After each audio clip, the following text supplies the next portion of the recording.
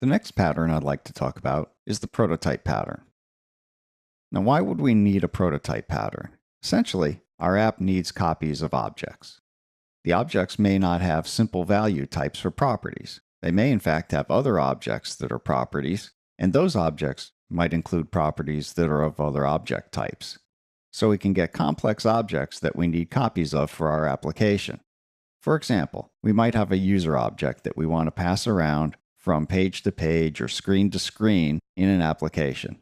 Now, at the top level, the user object might have a name, a username, and password properties, and those are easy to copy. But then it may further have an address object property, or addresses, perhaps one for home and one for business. And then it might have an account property as well, or accounts.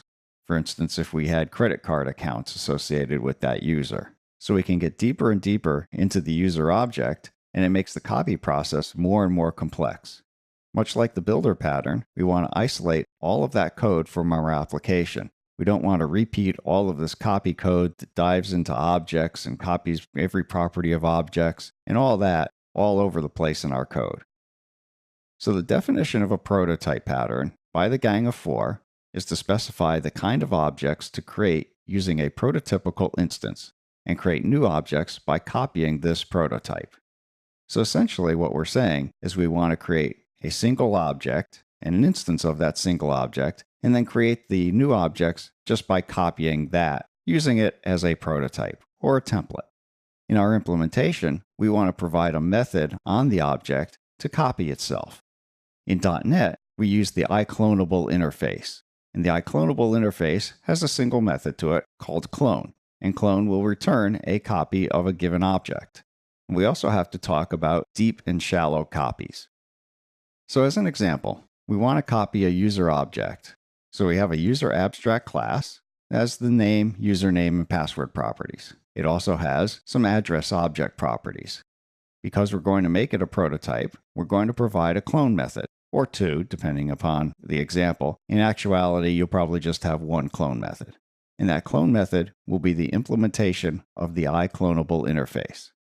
Now, the user class is an abstract class, so we want to create some instances. So our application might have administrative users, guest users, customer users, different kinds of users. So let's just talk about an admin user.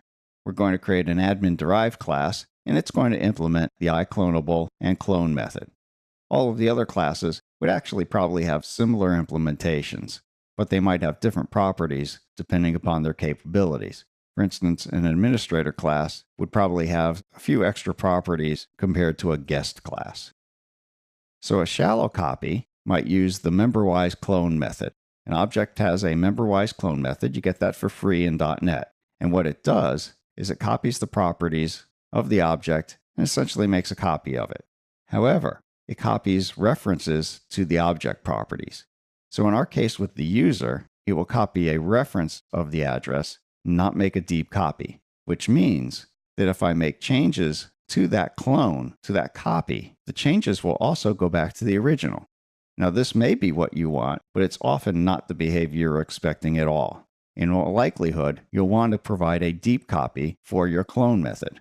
A deep copy will copy the values of all of the properties, including the properties of sub-objects. So in our user case, it will copy the username, the name, the password, but it will also go into the address property and copy the address, city, state, and zip, and make actual copies of that, as opposed to just copying a reference of the address object. So that's a really important distinction. So although memberwise clone is easy to use and doesn't take a whole lot of code, there is that nasty side effect that can really get you into trouble. So here's what our class diagram looks like, and it really isn't a whole lot in terms of the classes. We have our user abstract class, which we have a business address object and a home address object. Then we have first name, last name, password, and username. Some very simple user objects. Then it has two methods, clone and deep clone. And you'll note that up top there, it says we're implementing the iClonable interface. Clone is the method that implements that interface. I've provided both methods, and we'll see them in the example just to show you the difference between a shallow copy and a deep copy. For practical use, you're just going to want to provide a clone method and make that choice as to whether it's going to be shallow or deep, and not create a lot of confusion by providing multiple clone choices. In terms of class design, we really just want one method to accomplish that task. Then we have our derived admin class, and it has all the same properties, and then it implements the clone and deep clone methods. And then down below, you can see the address object. Simply address 1, address 2, city, state, and zip.